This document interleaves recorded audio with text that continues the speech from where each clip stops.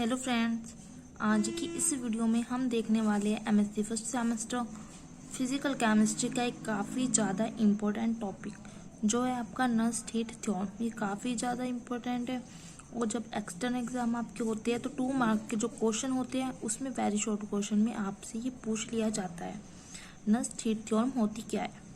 आज की इस वीडियो में मैं आपको नस्ट हीट थ्योरम के नोट्स दिखाऊंगी। आपको वीडियो को पॉज करके अपने नोट्स को प्रिपेयर कर लेना है।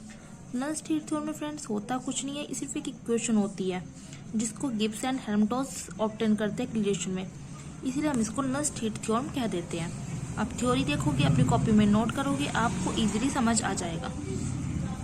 Nernst heat theorem arose out of the quest to find out the condition which led a chemical reaction to completion. Gibbs and Helmholtz obtained the relation।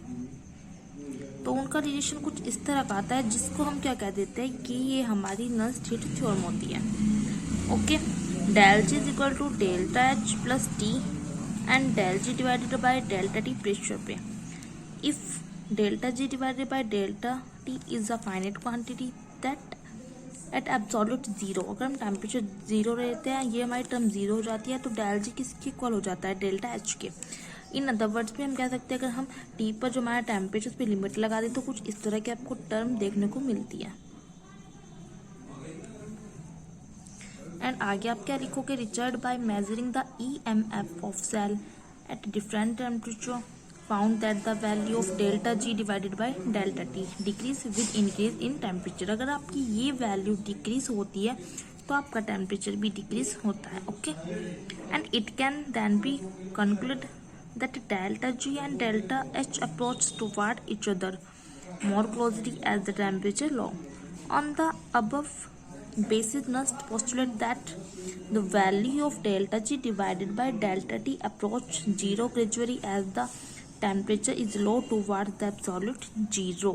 And इस statement को जो हमने पढ़ी है, इस स्टेटमेंट को हम क्या कहते हैं, Nernst heat theorem. And the above statement is also called Nernst heat theorem.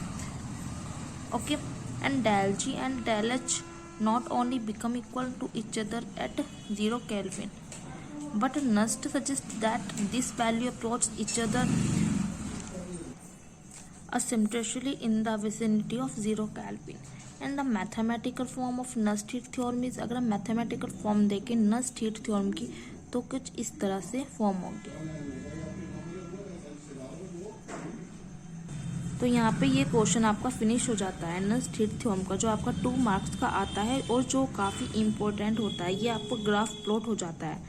Okay, और ये आपकी नस्ट हीट थ्योरम कहलाती है। तो अब आपको स्टार्टिंग से देखकर वीडियो को पॉज करना है और अपने नोट्स को प्रिपेयर कर लेना है। आई होप आपको वीडियो अच्छी लगी होगी।